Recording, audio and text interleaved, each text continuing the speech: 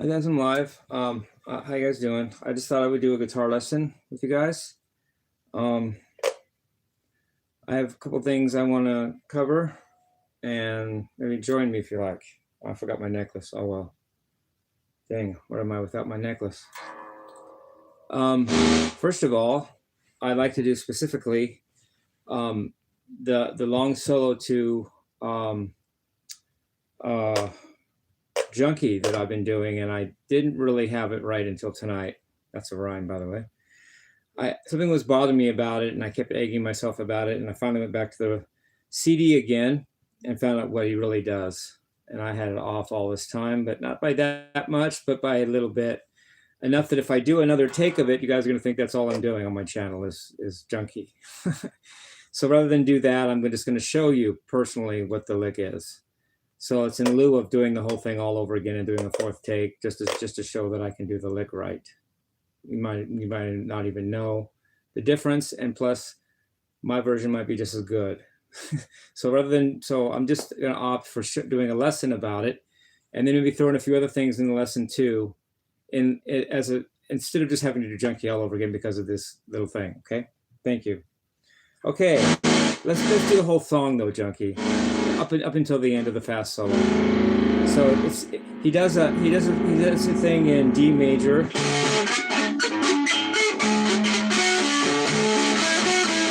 I need some junk, and there's that. It's got a ninth in there.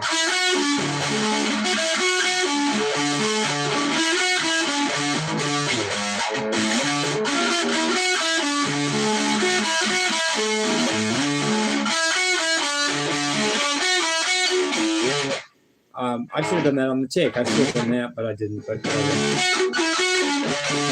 it's D major pentatonic / D major. You can add a 6 to it.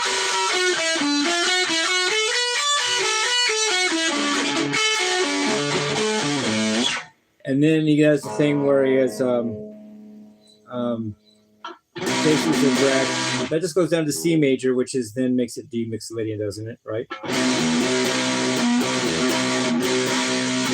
And then he does a thing in D major, several chords. He goes play the 9, D major, A major, B minor, G major, and then it goes. I think it goes to E minor actually. For a long time, then it goes, and that's all implied by D major, and except there was a C major that made it D mixolydian for a while. Then it goes back to B, then it goes back to C major again. But this time C major is the tonic, so it's now except it's C. It's going to be C mixolydian, but here we go. C major chord.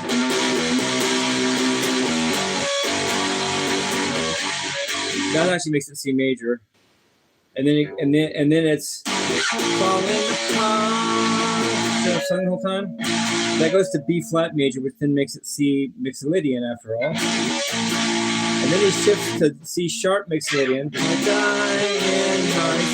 that C sharp major to B major, which implies C sharp mixolydian. Well, like then A major, G sharp major. And then back to A major, then that's the chord that starts the solo, the long solo. So, I need some junk in my face, all that. Then, I need some, oh no, pray tonight. Wait. Traces of wreck, my brain's decay. I need a fix and I'll be okay, and all that. Pray tonight, you pull me out, I get there to take a straight to sleep. Let's keep straight,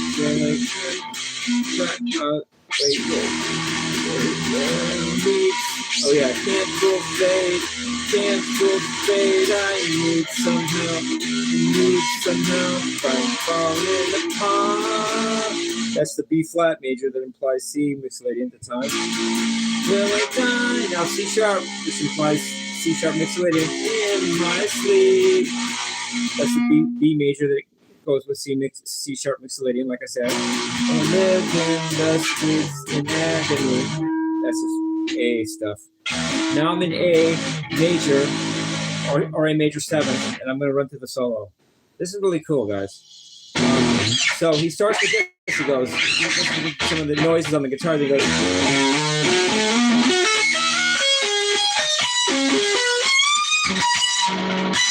So let's analyze that. He's playing an A major, which can be which he takes as A Lydian, but A Lydian is also F sharp Dorian. So he goes flat 7 to tonic, flat 7 to 1, and then 5 to 6.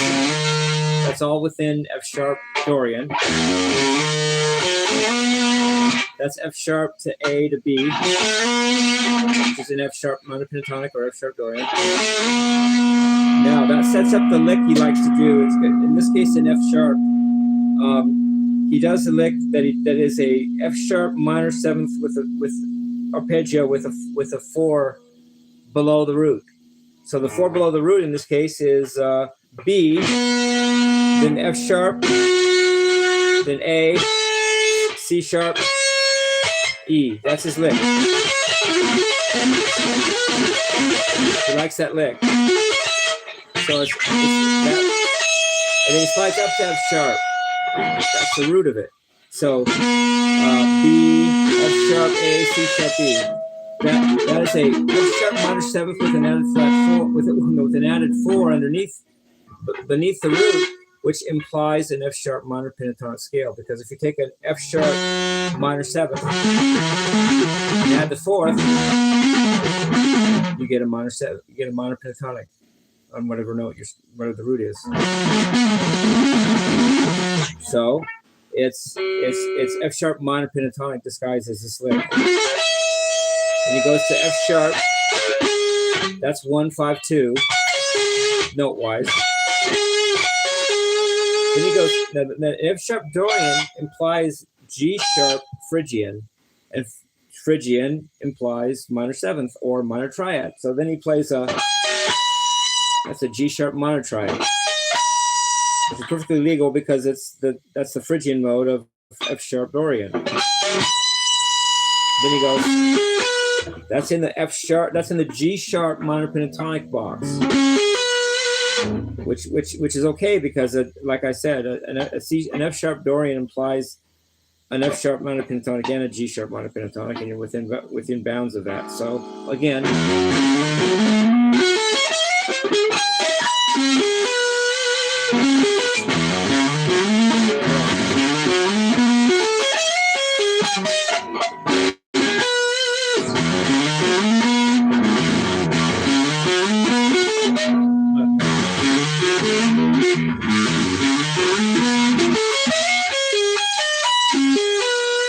He goes, that's just a bend from 5 to 6 to 4 in F sharp Dorian.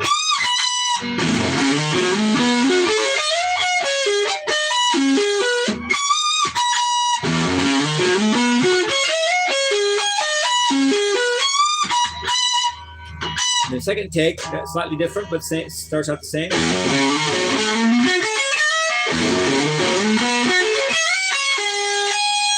That's the same so far, but then he goes. That's a B power chord or B 5th, which is in F sharp minor pentatonic range. Then he goes up to the 4th, then to the flat 7, to tonic to 6. So it's really an F sharp, still an F sharp Dorian. And then 5 to 6, then another G sharp minor pentatonic lick.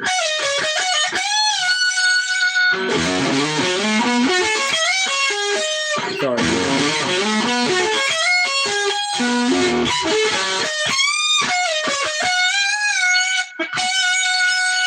That, believe it or not, that's really tough stuff.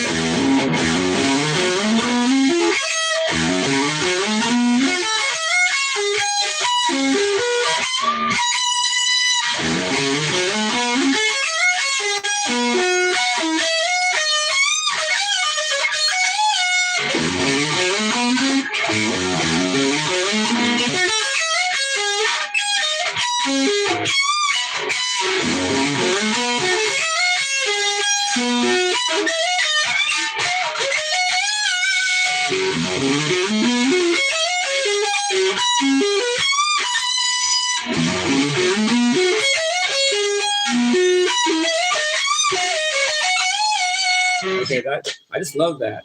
It goes almost all the way across the fretboard. It's really cool. Then he has some of this, some of this. That's just in F sharp minor pentatonic. I mean F sharp Dorian. Sorry. And he goes.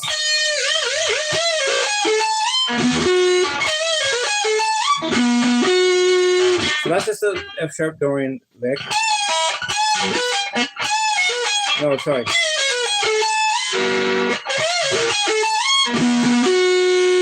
Then he goes on F sharp note here.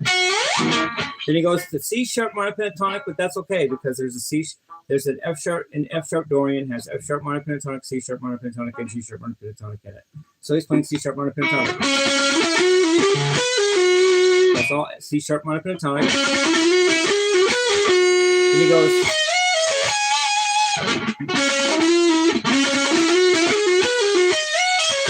I had that wrong before, but that's what he really does.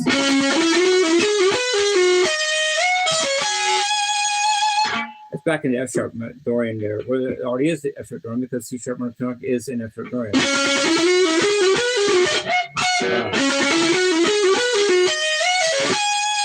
It's all F sharp Dorian, but he plays it via C sharp minor pentatonic for a second.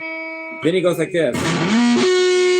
Again, that old B power chord, because it's B and F sharp as a fifth. Then he goes. That's kind of a Hendrix sounding like Purple Haze kind of thing. The solo, I mean. But it's in F sharp Dorian. It's G sharp to E, but major third interval. Then he goes like this. I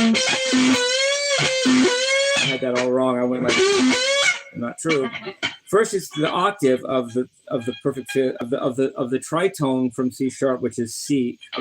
It's an octave of the tritone from F sharp, which is C.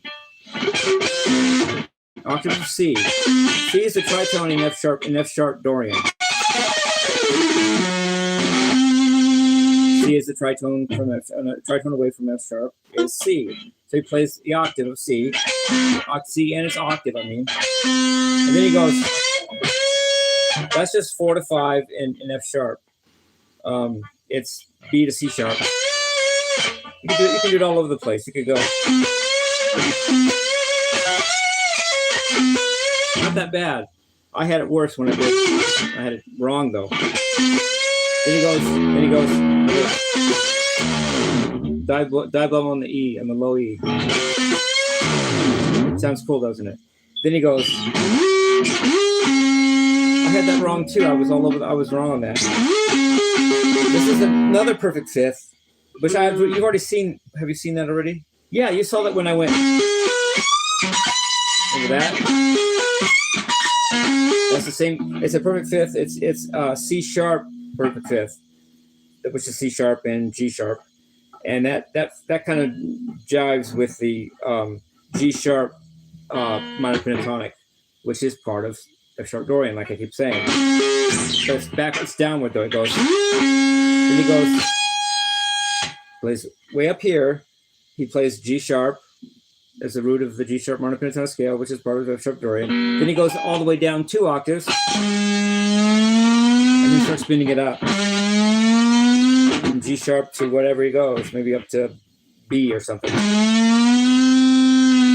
I like that. So far we have. Start again.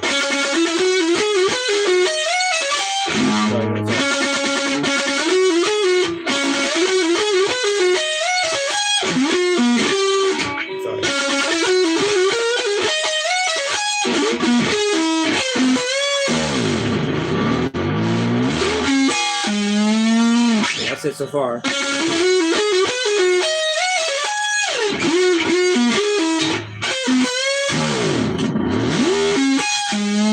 Then he goes back to F sharp position. That's just common lick.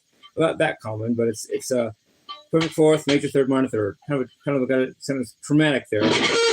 Bluesy though. It's a minor pentatonic with a major third, which I call the Wiseman scale anyway. Then he goes to the.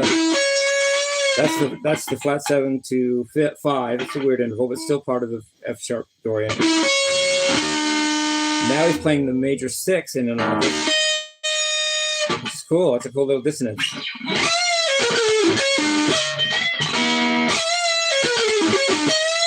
And he bends up a minor third to F sharp. Then he plays a G sharp dominant 7 arpeggio. Hear that? That's actually G sharp dominant 7. It's no longer in the F sharp minor pentatonic. It's no longer part of F sharp Dorian, but it has instead the G sharp dominant 7th has a B sharp in it or a C note in it, which is the sharp 4 in F sharp Dorian. So it turns the scale into F sharp Dorian sharp 4. Which is cool. It's the fourth mode of C sharp minor pentatonic. Fourth mode of C sharp harmonic minor, which is cool because F sharp harmonic minor is the relative minor to E major, and E major is the same as A Lydian, and we're in A Lydian because the fourth mode of E major is A Lydian. So we're all good. A Lydian has an A major, a B major, and a C sharp Aeolian mode. And if that C sharp becomes harmonic minor, that's cool. It just gives the whole thing. Since the harmonic minor has a B sharp to the C sharp, that B sharp over F sharp becomes a sharp 4. So you end up with a F sharp Dorian sharp 4, but that's okay, whatever. And then he does a slide down from D sharp to G sharp, or wherever you slide to. It doesn't really matter that much. You then move the second of the perfect fifth from G sharp, because G sharp to G sharp is a G sharp perfect fifth, which I mean what I mean by that is it's a perfect fifth starting on G sharp, but it's sliding downward from D sharp to G sharp, and then he goes. That's just a bend from 4 to 5 in F sharp Dorian. Then he goes. That's that old B perfect fifth again, and then he does it. Then the timpani or whatever does an F sharp perfect fifth. Okay, so we got through that. So far we have a lot. That's part.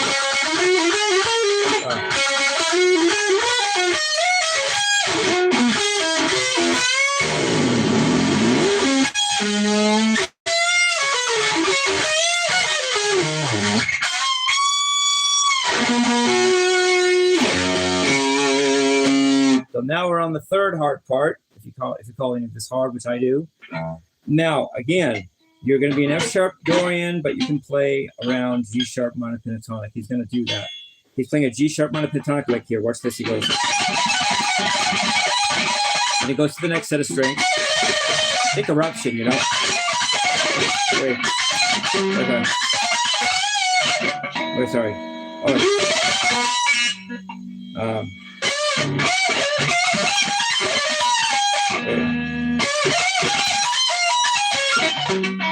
Oh, sorry.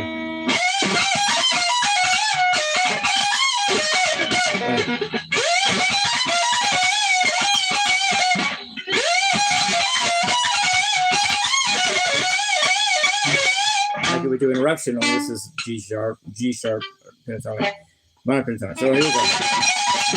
That lick there, then this lick, then just some of this. He goes.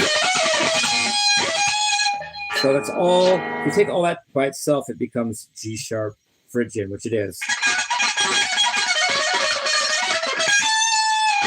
That's a C sharp minor triad, which is legal. It's all that C sharp minor triad is in G sharp Phrygian and F sharp Dorian. Then he goes. just climbing up and down the F sharp Dorian scale. Then he does a cool thing. I said sextuplets, but that's a rhythmic thing. It's really 6 notes in a row. They keep going. They go downward and then slide down. I'll show you what I mean. It goes. It does really fast.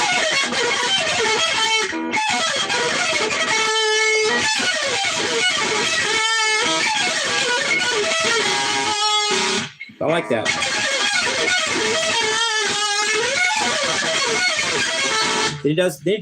Now he's in C sharp Aeolian, but that's still a mode of F sharp Dorian, same notes. He slides up a F sharp minor triad, actually minor 7th because it goes to the E. Then it's more Aeolian, C sharp Aeolian, but really becomes B Mixolydian, because the mode above B Mixolydian is C sharp Aeolian. So he's C sharp Aeolian. Now he shifts down to B Mixolydian. But that's cool because you were an A Lydian to start the whole thing. Now he's in B Mixolydian, which is just a second mode of A Lydian. They're both in the E major scale. So something like that. And now he does another famous lick of his he's done in his whole career.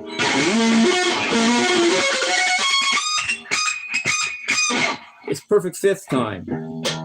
Stacks of perfect fifths. This case, think again, F sharp Dorian, but starting on B. Now that B is a 2, 3, 4, 5 is a Mixolydian root, because if you have F sharp Dorian, then the B is Mixolydian and the E is Ionian. So technically you could even go down to the E. But he doesn't do that. He only starts on the B. But that's a Mixolydian type thing. So he goes up a fifth, up another fifth, up a fourth, up a fifth, and then up a whole tone. He gets the D sharp, which is the third in B major, or the third in B Mixolydian, because it actually becomes B. I said we were in B Mixolydian, didn't I? Ooh. B Mixolydian, but I also said I was in B Mixolydian already, because B Mixolydian comes from F sharp Dorian. So B Mixolydian.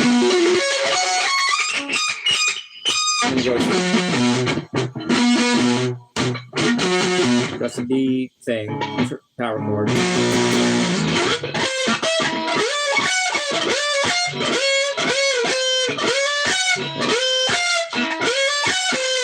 So.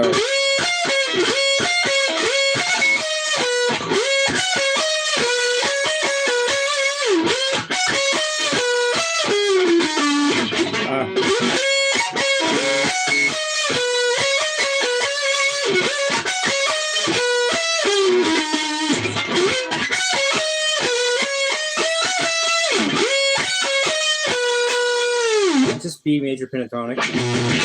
Then he goes to his famous lick.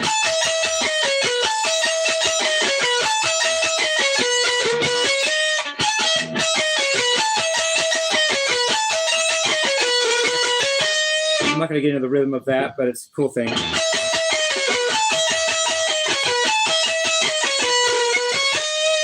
Then it's all just fun. B Mixolydian.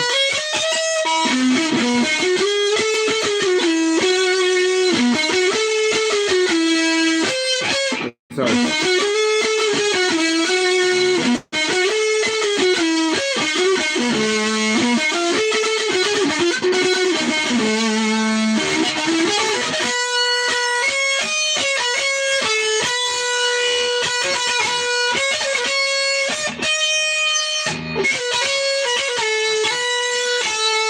Then he goes to D Mixolydian.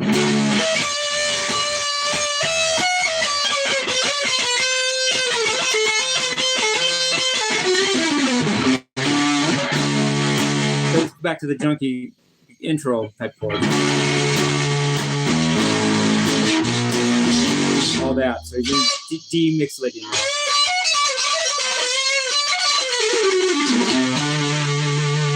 Then he slides into C Lydian, which is then it's still a relative mode to D Mixolydian. So now he's in C Lydian.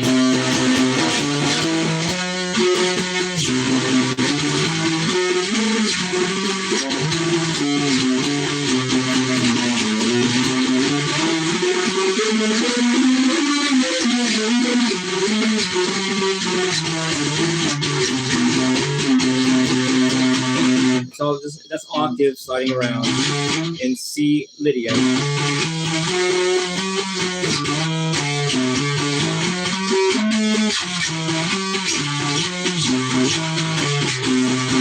And he slides up.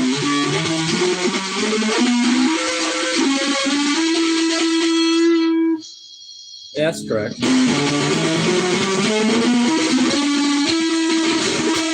Goes up to E, which is as high as you can go on the 6th string, and then he just goes, and here's the song. That's an analysis of it, and I love that song.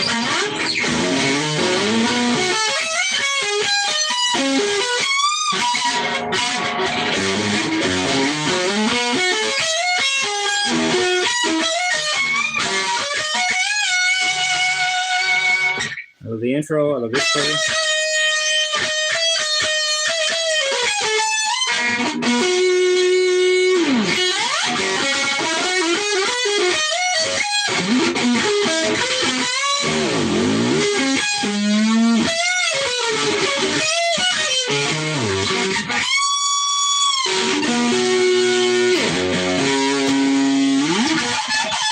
Sorry, wrong note.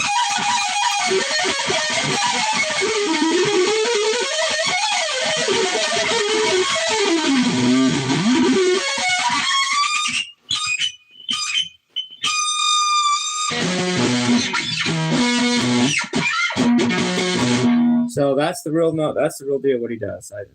This time I got it. I mean, as far as the notes, I got it.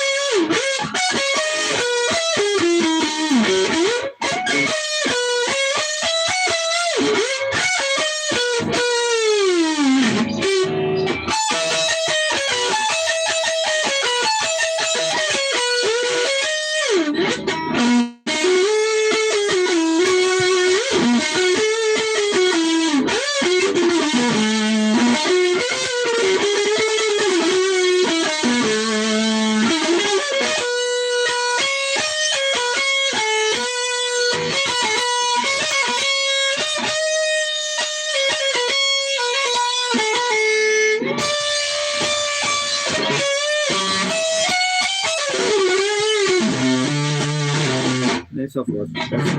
So anyway, I said I was going to do a lesson. I didn't say I was only going to do that, but that's that. That's Junkie for you. It's got vocals, it's got lyrics, it's got chords, it's got distorted leads that are melodic, it's got key and mode changes, it's got a fast, distorted solo that's got 3 incredibly hard, weird passages, and I love it. Just love it to death. That's an Alice Cooper album.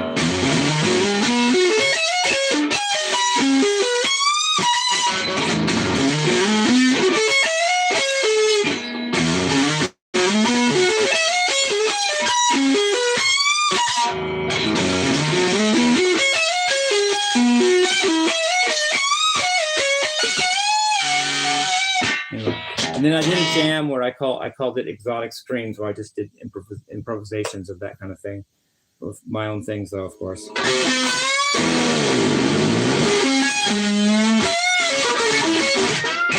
I almost had it there. Try it again. Oh, I was just doing the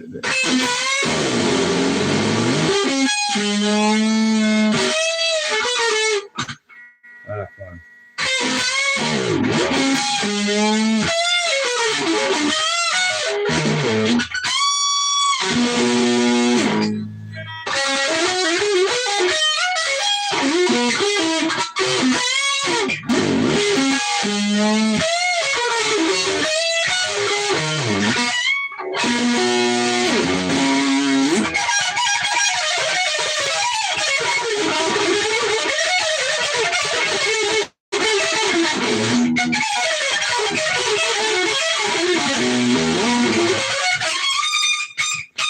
now my own things. I want to demonstrate just my own. Now, what I'm going to try to do is I have so many different styles. I do like an Ingve shred style, neoclassical. I do Steve Vai now, but not his David Lee Roth stuff. His more flexible stuff, because that was more advanced, believe it or not, than the David Lee Roth stuff. See, he dumbed it down to get famous. I'm sorry, but it worked. He got famous, but he had to dumb down a lot of that Frank Zappa oddityness, weirdness, to be more rock and roll, and tone it down for David Lee Roth and become world famous. Because he was really starting out to be like flexible, but he wouldn't have been that famous. He would have been like a cult status or something. He didn't want that, so he switched gears to more rock and roll. But that first stuff was the best stuff he ever did. Similar to Alan Holdsworth, in a different way though. Alan's best stuff was with Bruford in UK when he first started. Then he got too weird. He got too complex. Nobody could understand it. But his first stuff was beautiful. Everybody could kind of get it more. But Steve did the opposite. He started out beautiful and then dumbed it down for rock and roll and got really famous. So whatever. Anyway, let's do some lesson just from. So what I'm going to try to do is get my own little style together where I put none of those above, but yet using stuff from all of them. And I'm going to start working on that. So I don't want to just do a shred that's just classical. I'm working, and I don't want to do a shred that's just flexible, weird stuff. I want to do like something else, something in between, something that has both, but yet it's my own style. So I'm working on my own thing. We'll see what happens. I'm working on it as we go. Okay, and so I'm going to show a little now about technique before I do some actual note lessons of my own. I think, like I said, it's good to emphasize your weakest things, like your left hand. Your weakest finger is your pinky, so really focus on that. Try to use it more. See, I'm using the pinky a lot.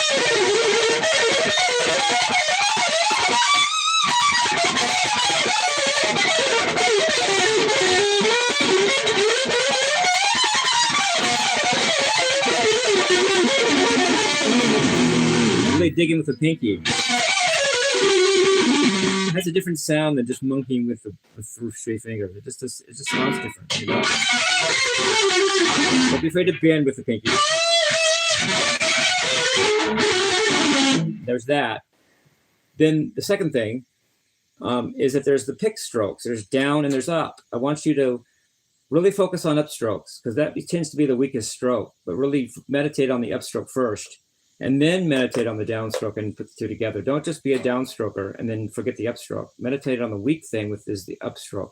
It's the pinky of picking. Get that upstroke to be strong. So that, you get strong upstroke. You're going to play a lot better. Okay? And then tapping, you tap how you want, but I don't use the first finger like Eddie, because Eddie had to pick like this, and I think that's awkward. And also, people like Paul Gilbert and Tony McAlpine switch fingers to tap, and that's weird and awkward because you have to keep switching the pick. You're going to drop it, at least I will. So I do it with Steve and a few other players. I think George Lynch picks that way a lot, taps that way sometimes, and I think that Reb Beach from Winger did it that way. But mainly Steve Vai is the main dude. He tapped with the second and third finger. So I want you to meditate on tapping with the second finger, the middle finger, not just the first finger. So really get that. The third finger will follow, I believe. But if you meditate on the second finger, that's a good thing. Get that second finger tapping really good. Yeah, it's really solid.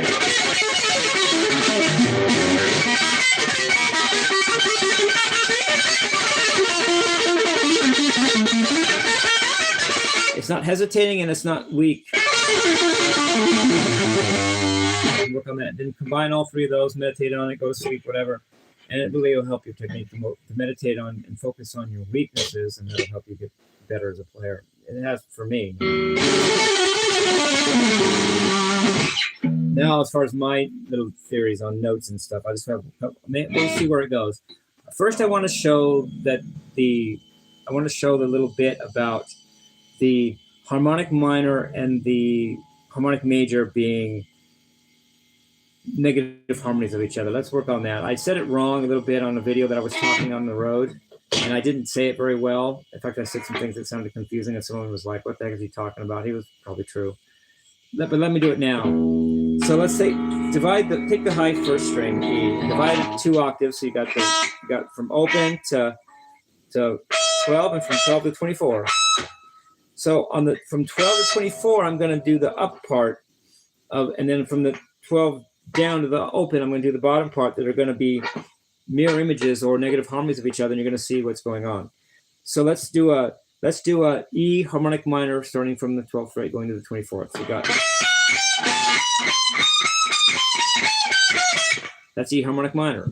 E, F sharp, G, A, B, C, D sharp, E. It's E, F sharp, G, A, B, C, D sharp, E. So that's whole, half, whole, half, augmented half. Okay, that's an E harmonic minor. Now, what's going to be the mirror image of that? Just go down the other direction. So that would be, interestingly enough, that's going to end up causing you to play an A harmonic major scale.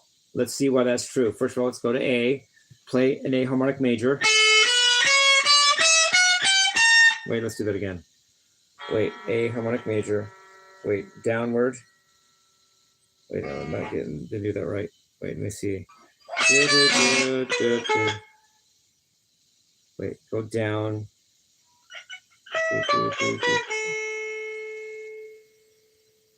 Yeah, that's true, but you have to. Yeah, that's true. I did do that right.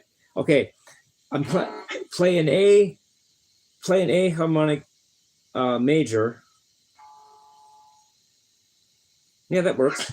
A harmonic major is. Hear that? It's got A, B, C sharp, D, and E. That's the first 2, 3, 4, 5. But then it's got major 7th, which is G sharp, minor 6th, which is F, and then E, which is the perfect fifth. I'm playing it I'm playing it starting and ending on the 5th note of the A harmonic major, which is E. But an A harmonic major starting on E but going downward is a mirror image of an E harmonic minor scale. That's because E harmonic minor scale is whole, half, augmented half. Going down, it's the 5th mode of A harmonic major is whole, half, half, augmented half. So that reverse mirrorness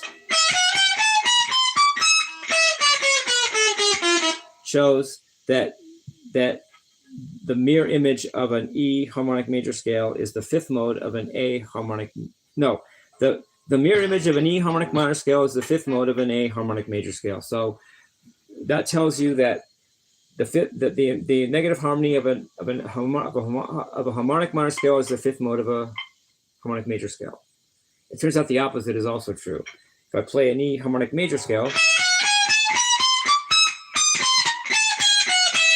play that backwards, I get the 5th mode of a harmonic minor scale. So again, E harmonic major is whole, half, augmented half. If I have to go down with that, whole, half, augmented half, I get the 5th mode of a harmonic major scale. So therefore, the negative harmony of a harmonic major scale is the 5th mode of a harmonic minor scale. So, and one way of looking at that really easily, you can just see by inspection, is that you have the first 5 notes become like the perfect 5th interval, which backwards gives you a major minor reflection. If I play major up, it's minor down. If I play minor up, it's major down. Because whole, half, up is minor, whole half, whole down is major. And then the only other thing after the fifth is the harmonic tetrachord, which is 5, 6 flat, 5 flat 6, 7 1. But that's symmetrical. It's half augmented half up, and it's half augmented half down. And so when you do that, it's the same in both cases. The same way, because if you play up to the fifth and then the fourth up here, down to the fifth, you have it down here, and that's still symmetrical. So you have a symmetrical part on the extremes. In the middle, you have major becoming minor. Minor becoming major, or major becoming minor. So, and that's what, however great he is, Rick Beato said that he guarantees that no one in the audience, no one watching him has known that before he introduced that fact. And I'm like, screw you, dude. I knew like 15 years ago before that. I just didn't have a name. I just didn't call it negative harmony. I didn't call it musical palindrome, but I knew that in the late 80s. I was in music theory studies despite DJ Alverson's warnings. And I even told Chris about it, Chris Brian Chapman, and he kind of dismissed a little bit of what I was doing. I was doing that negative harmony stuff and musical palindrome stuff. He just dismissed that as too hard to be considered relevant. And then when I started telling him about pitch axis to explain certain things, he said that was too hard to be relevant, which he's wrong in both cases, I think. First of all, we know now that the negative harmony thing is relevant. And then as far as the pitch axis thing, I was saying this. I was saying that if you take a progression like the old All Along the Watchtower, that's actually a pitch axis because it has mixed leading mode and Aeolian mode.